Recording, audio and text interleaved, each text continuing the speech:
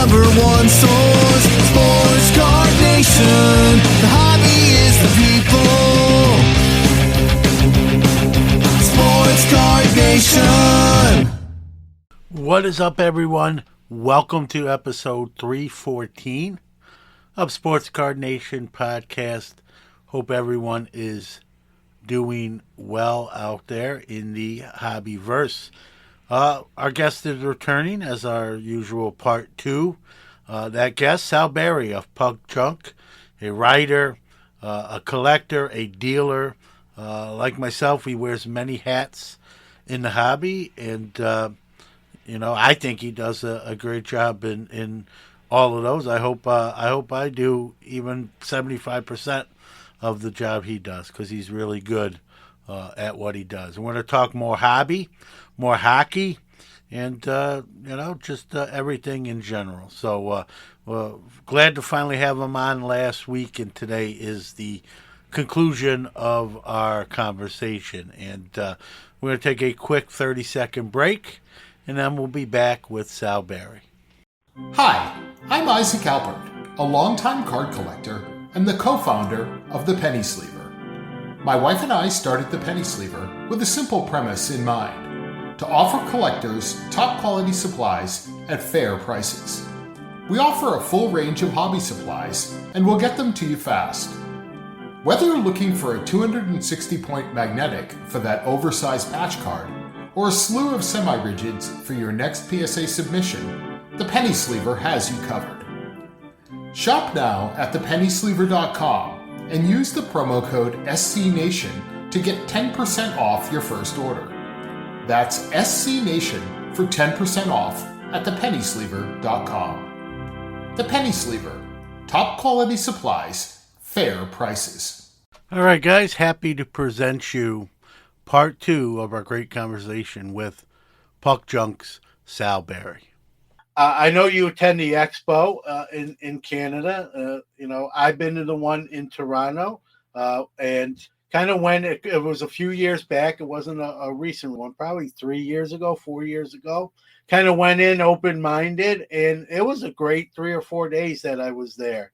I kind of roomed with Eric Norton, who was at Beckett at that time, and he invited me, like, hey, because Syracuse is really not that far from Toronto. He kind of called me and said, hey, man, I got 2 beds in my room if you want to make this trip.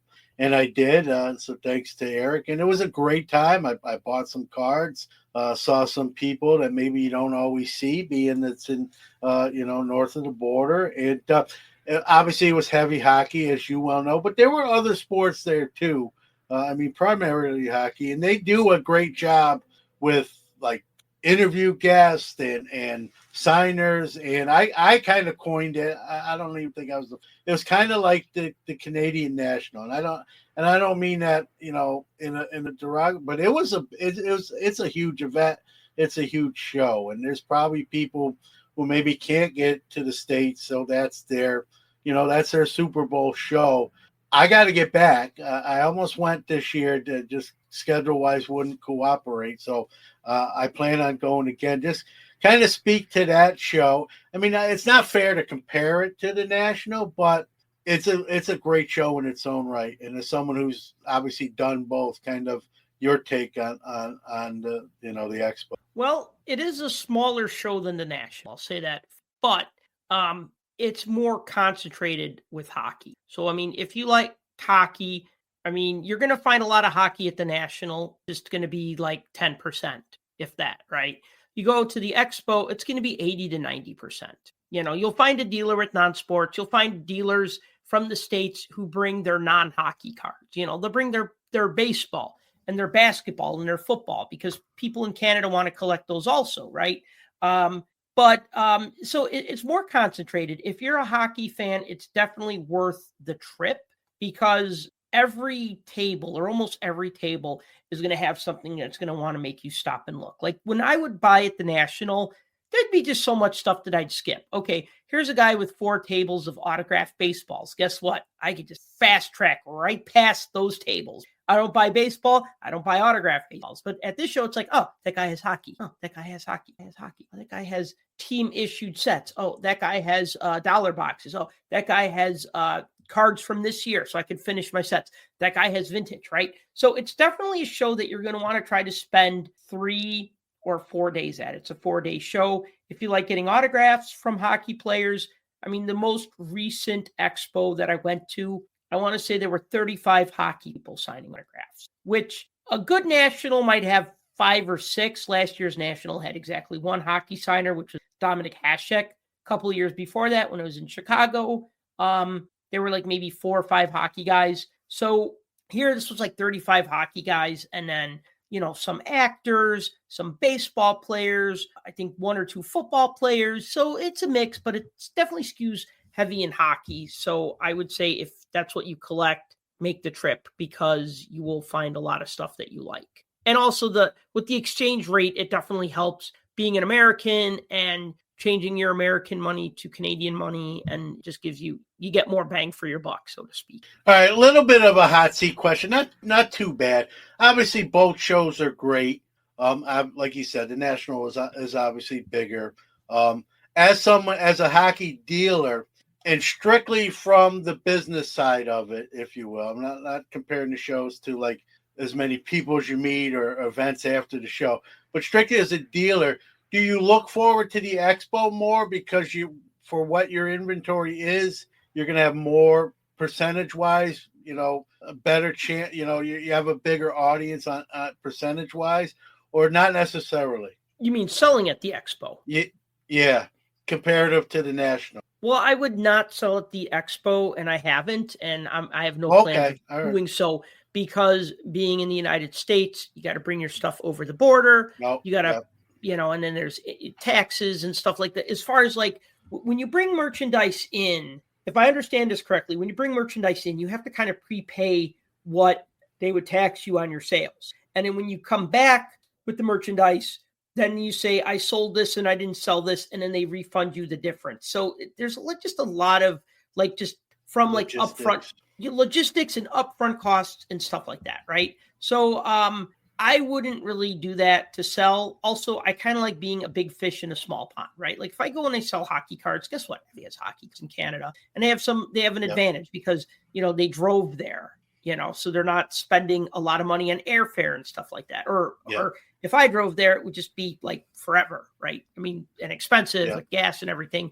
I like being a hockey dealer at the National, and I'm okay with not being for everybody, because you know what? The 10% of people who like hockey, or maybe 20% if you count casual buyers, that's okay. You know what? Like, I'm not for everybody. Just like the people with high-end graded cards, guess what? They make a lot of money, but they're also not for everybody. So that's the great thing about this hobby, is that there's enough different ways to sell, and there's enough different ways to collect. Like, I know one guy, I would never want to do this, but he must make bank at it, because I see him at every Chicago show. He has like maybe 4 or 6 booths.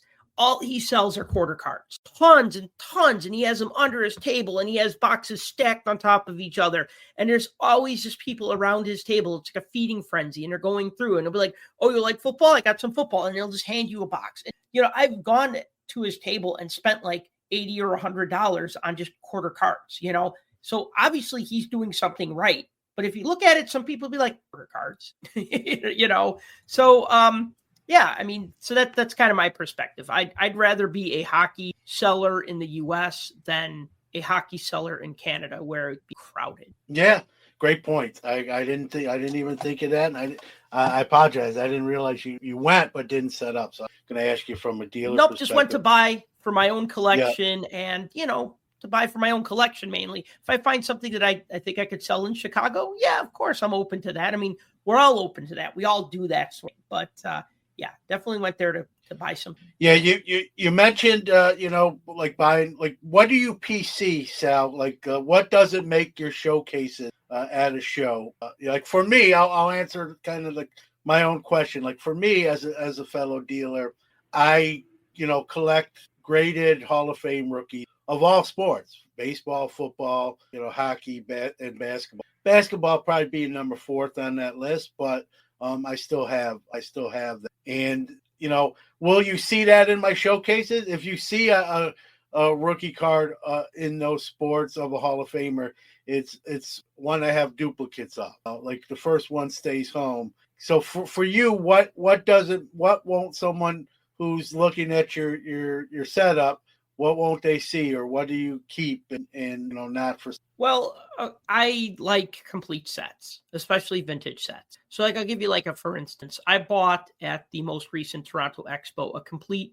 1970-71 O-Pee-Chee hockey set. That I'm hanging on to that. That's not going to be for sale. Now, if I end up with another set and then I have two, then yeah, I'll sell one and keep one. But like, so to me, complete sets, like I have pretty much every O-Pee-Chee set from 72-73. I got that 70-71. I don't have 71-72. I have 72-73 all the way up to 93-94. Tops, I have every top set from 1968-69 to 94-95. Then after that, it's like, well, there's so many other companies, it doesn't matter as much, right? So like, I like vintage hockey sets. And I also have a complete 59-60 Parkhurst hockey set, which that took me a little while to piece together. So that's the thing, like that, those are my keepers, right? Same with like rookie cards. Like, I mean, I got a Gretzky rookie, I got a couple of Gretzky rookies, and yeah, if I upgrade, then yeah, I would sell one. Like I most recently, I'll just show you since you mentioned Hall of Famers, yep. I picked up a Stan Mikita graded rookie card. Yep. I don't have this card, right? And he's like the all-time leading scorer for the Blackhawks. And yep. I'm like, I should really have one of those cards. Now, I was looking for this card because I was trying to piece together the complete 60-61 Topps hockey set, right? So I was looking for this card anyway. And then just the fact that it was graded, okay, that's fine. It was affordable to me, so I bought it. But yeah, so that's the kind of stuff that, I'm going to hang on to that for a while. Unless I get one in shape, then that one might end up in the case. And I think that's how it is with most dealers who are also collectors. It's just like when you say, do I need to have 3 of this card or 2 of this card or 15 of this card? Yeah, and, not so much now, but, I did my first show, Sal, at 15 years old in 1987. Wow. And then I had my first store at age 20, 5 years later. And one of the, I get asked even when I'm like on another podcast, if the host knows kind of my background, I get asked, do you have trouble? Like, I want to keep this or I want to sell it, like that tug of war that you sometimes play. It was bad for me in my younger version.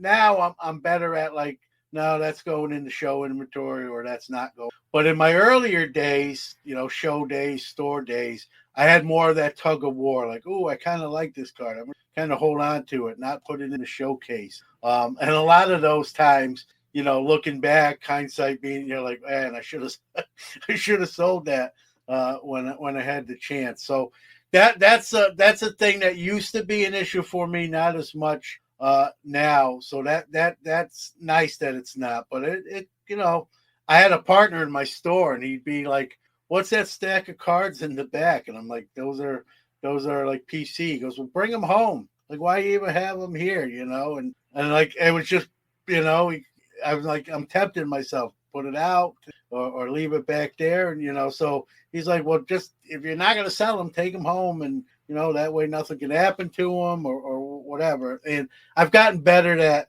that through the years. You mentioned vintage. I love vintage, really all sports, but really, especially baseball.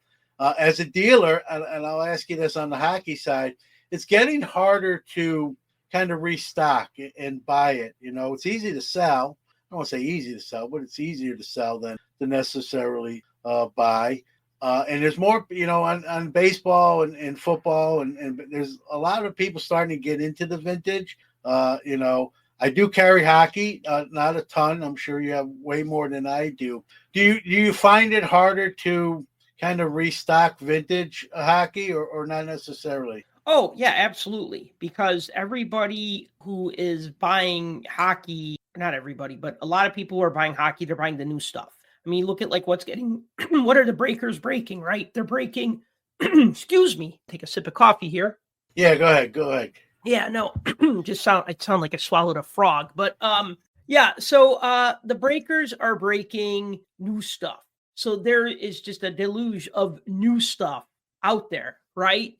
There's no shortage of Connor Bedard cards. When I was at the Expo, it was easy to find Connor Bedard. It was harder to find Stan Mikita or Bobby Hull, right? Just to stick with Blackhawks as my example, right? So anything that's new, there's tons of it out there. So that's easy, right? With the older stuff, it's either got to be somebody decides, you know what, I'm going to part with these older cards, or somebody died and then their widow says, you know what, I'm going to take all these cards and just sell them to this card store. And then now they're going to, put them out on the market, right? So yeah, it's tougher, I'd say. I think with like the newer cards, a lot of people see them as something to buy and sell and make money off of.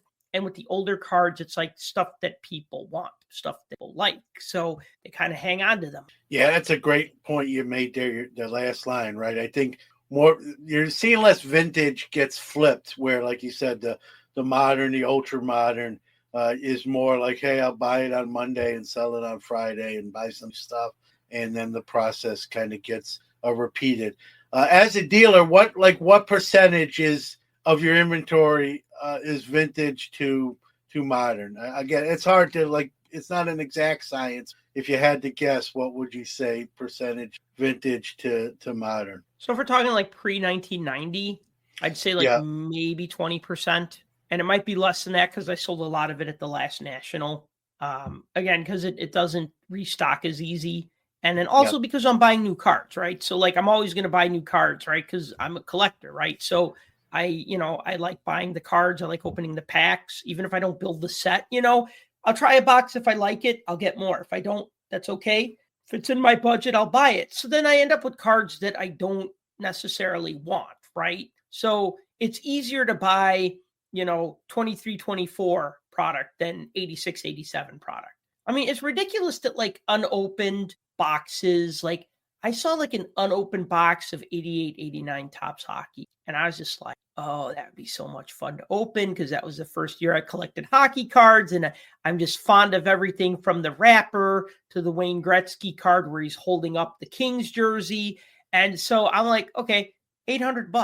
$800 for a box of 88-89 Topps Hockey cards. Now, if you complete the set, maybe a $100 set, maybe an $80 set, right? So you got to there's no point in buying and opening old stuff. And there's enough of it out there, right? But at $800, you're not going to, if you bought a box of that and you opened it just to have fun, right? Because money is nothing to you, right? So $800, whatever. Yeah. Like people who buy a bottle of wine for $800 at a restaurant, right? It's nothing for them, right? So I guess if you bought a box of hockey cards for $800, knowing full well that if you open up all the packs, you're not going to make back $800 and you're okay with that, have at it, right?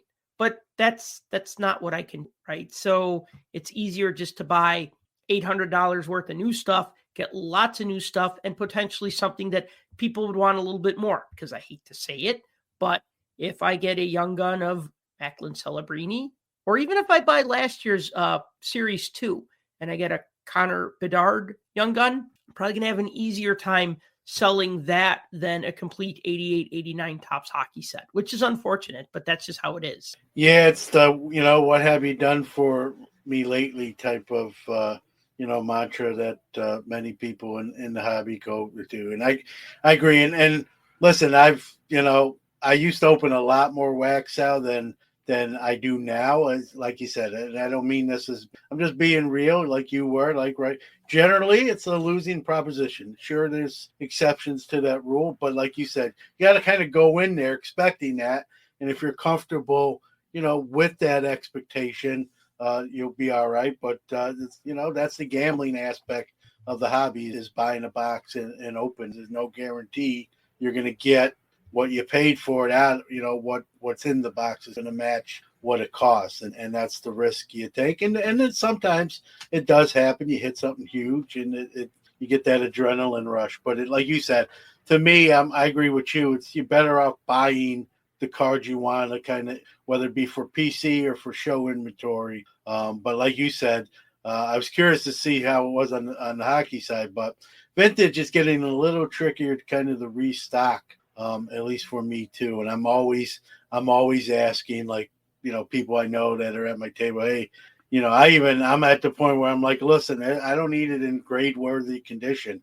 I just need inventory. So if you got a bunch of duplicates, or you were starting a set and you decide I'm not going to do it, and you got some stars and semi-stars, and I've gotten some deals like that, but it's getting harder and harder to do those. And like you said, a lot of people, that competition pool, there's a lot of people in there swimming where you're trying to buy that stuff too, and it's not recirculating like you brought out. People are buying that and then keeping it, and so it's getting trickier. But but that's why it's fun, and that's why it's in demand. And when you do buy a nice lot, it's usually productive. You are listening to the Sports Card Nation podcast.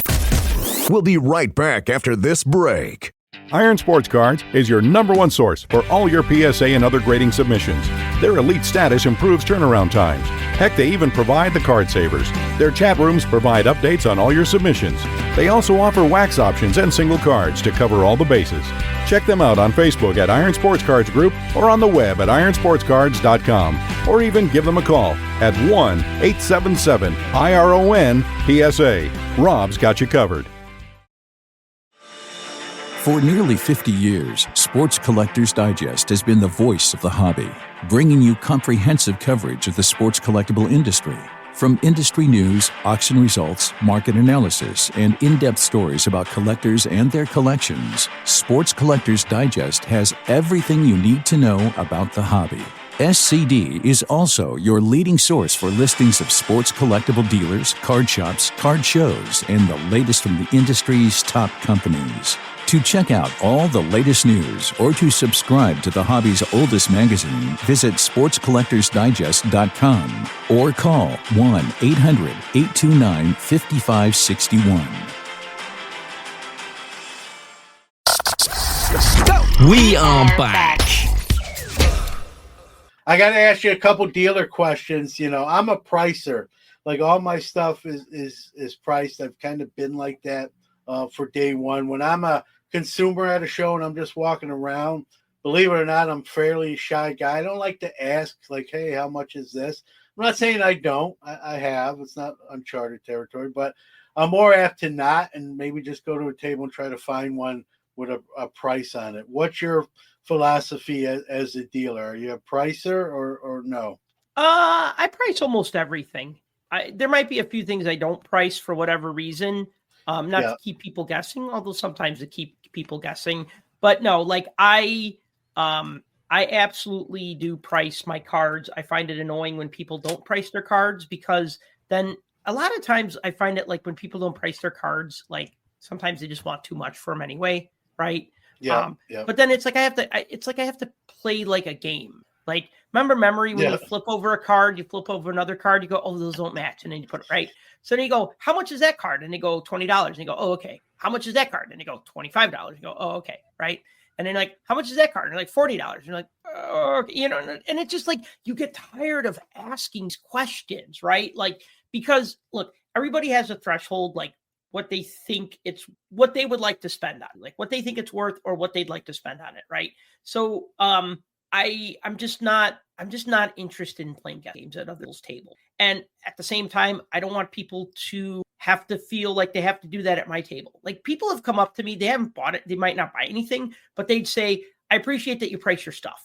Or they'd say, your tables are so nice to look at. I do card shows and I do toy shows. To be a big toy collector, now I'm parting out my toy collection, right? So people will come and they'll just say, you have a really nice setup. And I'll be like, thanks, I hope it pays off, right? In more ways than one, right? Because it's one thing to say you have a nice table, but if they don't buy anything, so what, right? Like, but yeah, I definitely price my cards because I want people to, look at the stuff and just, kind of know if it's something they want to buy or not. And I feel like you said, some people are kind of shy to ask. Kids are sometimes shy to ask or afraid to ask. And then also it kind of gives a starting point, right? Because like we still got those people with their phones, right? Like I saw this guy, I call it doing long division, right? He was standing at my table. He was doing long division on his phone. I know what he was doing. He was comping a Kirill Kaprizov card that I had. And, he's just like, well, it's comping for this. And I go, that's okay. I said very politely, I said, look, it's numbered out of 299.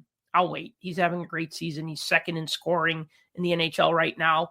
And also I have money tied at, you put some money into buying some of these cards, right? So it was just like, I was polite. I just said, oh, that's all right. I can't really go that low, right? But if anything, it gives them a starting point in their head, right? And so I think that's nice. I think that's the thing, like with any negotiation, it's like somebody's got to throw out a number first. And I think if you're a dealer, you're saying, I'm willing to sell this product for this much, right? You've made the decision that you're going to sell it. You're not going to keep it in your PC. You're going to sell it, and that you're comfortable asking for this amount, right? And I think that like when you don't, then it just becomes a guessing game, right? Or it just becomes like a blinking contest. And I don't think that's really fair to the consumer either, right? Like if they have to ask what the price is on everything, that kind of wastes their time. And then they also might feel like they're hassling, which, well, then the dealer kind of set himself up for that, right? Also, one more other thing, I know I'm getting long-winded here. I'll get off the soapbox. No, you're good. You're good.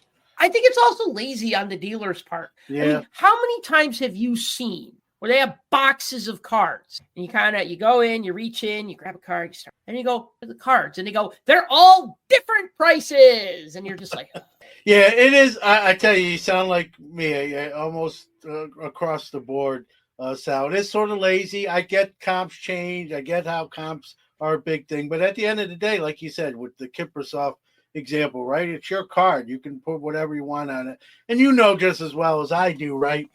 Well, as a pricer, as a dealer who prices a card, it's a starting point, right? Very few occasions where it happens where someone will come up and be like, I'm taking that. Thank you. Usually it's like, hey, what's the best you can do? You get that line. You do it any better on that. So that price is a starting point anyway. And if I didn't price my stuff, right, and you come up to my table and say, hey, how much is that card? And I say, $25. Now, to be fair, I need to remember that because the next guy and let's say you don't buy it, and the next guy comes along and he says, hey, how much is that card? It's the same card. What if I said 20? You know what I mean? I forgot. And what if, some of these shows are kind of on the small side and he's like, hey, I got that for $20. And like, he told me 25.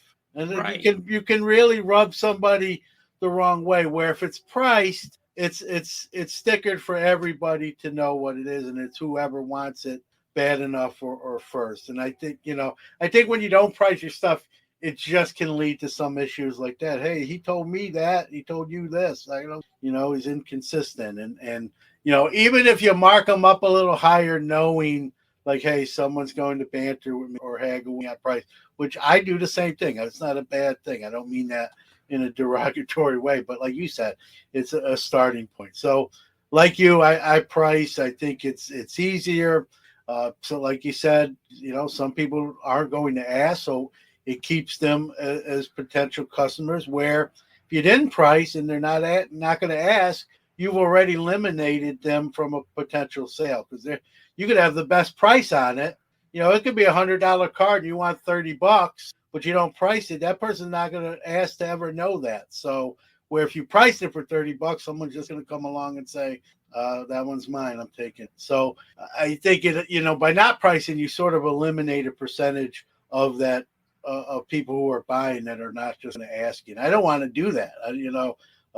Me personally, I don't want to eliminate someone right off the jump street. So I've always done it like you too. There's a couple, maybe a kind of a card that's kind of fluctuating from whether it be every couple of weeks or from 1 month to the next. And I'll leave that unpriced, where someone will say, hey, I know that's a crazy card. What did we get on it? And again, and then you negotiate from there. So, we think along the same lines, which is kind of neat. Let's talk about the podcast. You kind of mentioned, how it kind of all came about.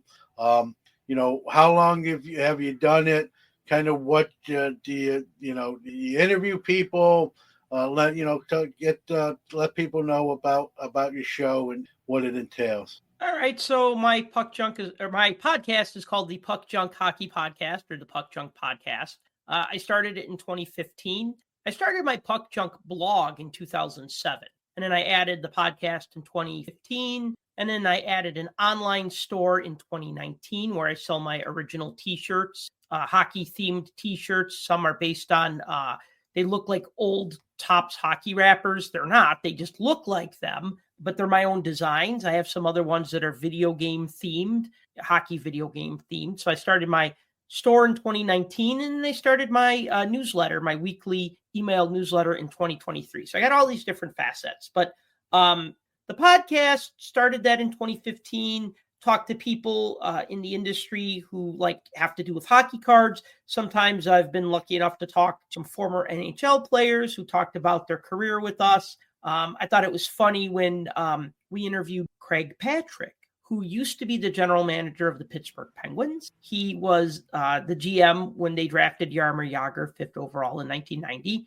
was also the assistant coach on the 1980 U.S. Olympic hockey team that won the gold medal. And I thought it was funny when my co-host asked him, he says, how do you feel about being on the Jaromir Jagr upper deck rookie card where he's shaking hands with him after he drafted him? And he said, I'm kind of embarrassed that I take up that much of his rookie card, which I thought was just such a funny answer, right? So, we talk about new sets. We talk about vintage sets. We shy away about talking about prices too much because there's other podcasts do that sort of thing. And it just gets exhausting to be like, this card sold for $10,000 and it's a PSA 9. And it's just like, okay, great. That's the bling, right? That's the gold chain, but there's no substance.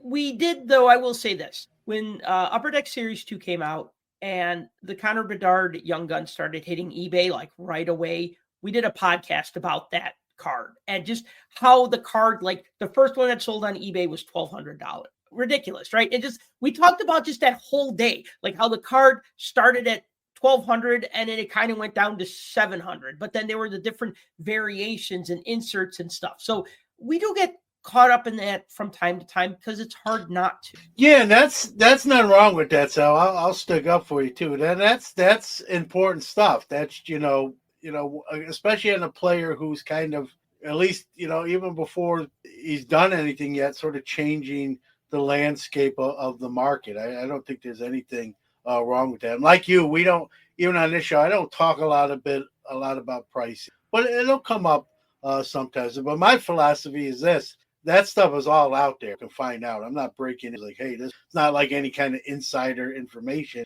That's public domain stuff. So I don't delve in that too often. And like you said, there's plenty of other content that's already knocked that out of the park, covered it.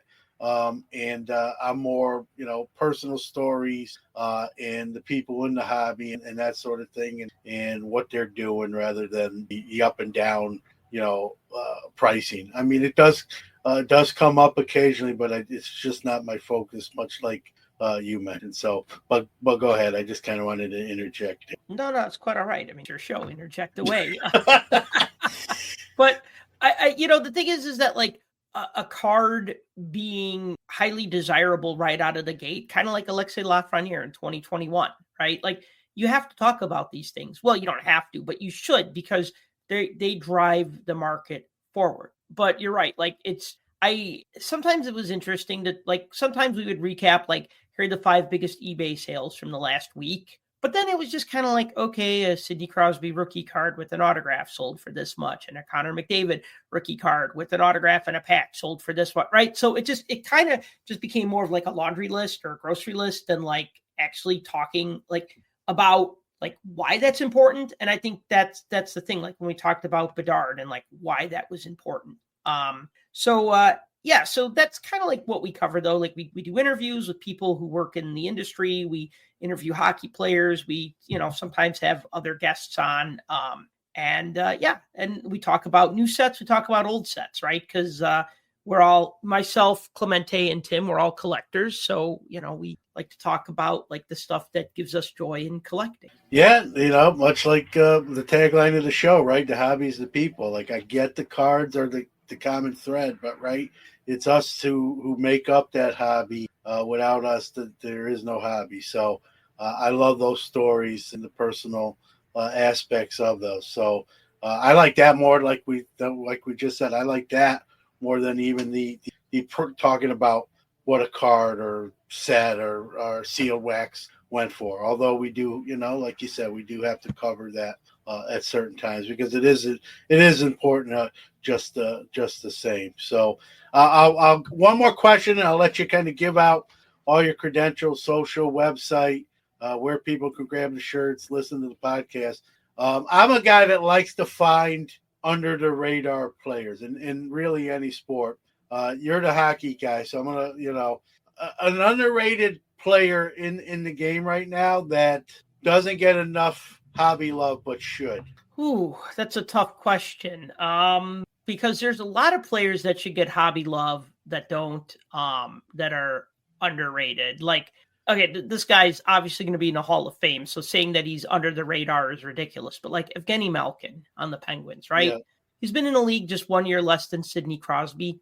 Everybody wants Crosby cards. Yeah, people want high-end Malkin cards, but it's just funny how like nobody really, he's not like a collected player, like at the same level as Crosby or even Ovechkin, right? So I feel like that's a player who's like severely underrated. And I just thought of this the other day as I was going through cards and like these go in my 3 for $1 boxes. Oh, these go in my like star box for like $1, right? Oh, okay. Crosby goes in the $1 box, right? Malkin 3 for $1. It's just funny how that works out, right? Like, as far as like new rookies, I can't really think of anybody off the top of my head who's like under the radar. I think that like a lot of people were expecting Macklin Celebrini to maybe be the odds-on favorite to win Rookie of the Year. He was the first overall pick with the San Jose Sharks. However, he had an injury, so he's not like at the top in the rookie scoring. The guys, though, that are at the top of rookie scoring aren't really exactly household names. So maybe these would be kind of under the radar, even though they have the stats to back it up. Matvei Michkov of the, Matvei Michkov of the Philadelphia Flyers currently leads rookies in scoring and in goals.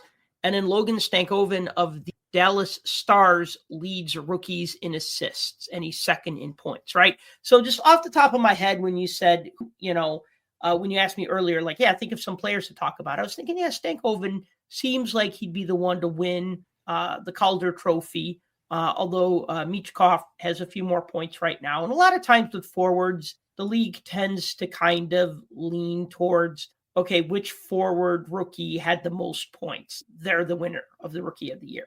With defensemen don't have to lead in points. They just have to make like an impact on their team. And then, of course, with goalies, I think this is so funny, but like if you're a rookie goalie, you have to be like one of the best goalies in the league to be considered as Rookie of the Year. You can't just be a good goalie for a rookie. You have to be like among the best. That would be like saying last year if Connor Bedard had as many points as Sidney Crosby and Connor McDavid. That would be like an unfair criteria. So I feel like goalies are held to a much higher standard. Defensemen, a higher standard. And then forwards, it's like, hey, you showed up and you're 18 and you scored 60 points in 80 games. Good for you. You get Rookie of the Year, right? It's definitely a lower criteria. It's the old chicks dig the long ball line, right? Or chicks dig, hitting the back of the net. With the puck as well. So I get it. With defensemen, the one thing I like about hockey too, Sal, is, in football, defensive players, they could be like game-changing players and their cards aren't necessarily as desired as a quarterback. But in hockey, I think there's more love to the defensive side of the game, with guys who are big time defenders. It's nice to see that because you don't see that as much in other sports. I'm sure there's room for improvement even on the hockey side, but I think hockey collectors are more appreciative of defensive players than maybe football collectors are, or at least willing to spend with their wallets and purses to sort of make that known. And we see it. Well, it depends again, but it depends on the type of defenseman. So if it's an offensive defenseman like Cale Makar, Yeah, absolutely. Or if it's like a big hitter like Jacob Trouba, right? Captain of the Rangers, right? Like he's a popular player because he's a physical player, right? So when you have like those physical players, they're popular. Or when you have like guys who help in the offense, like a Cale Makar, then they're more collectible. But then when you have like your stay-at-home defenseman, not as much. Your good defensive defenseman, not super popular, unfortunately. I definitely say it probably goes, your top line centers, like your McDavids, or even like your top line forwards, like your Alex Ovechkin or Kirill Kaprizov, especially if they're playing on a major market team. They're going to be tops in the industry, followed by goaltenders. Yeah, no doubt. Well, this has been fun for me. I'd love to have you back on, but before we say goodbye, give out where people can pick up some of that apparel, your podcast, website, social media. No time limit. Get that information out there and steer people that way to check out what. Absolutely. So you can find everything at puckjunk.com. You can find the blog, the podcast, the newsletter, the store. All of those things are there. But separately, you could find the podcast at puckjunk.com/podcast, the shop at puckjunk.com/shop, and the newsletter at puckjunk.com/newsletter. And then likewise, if you want to follow me on social media, I'm on X at puckjunk, Instagram at puckjunk. Got a YouTube channel. Got a Facebook collectors group, fb.com/groups/puckjunk. You can join that as well.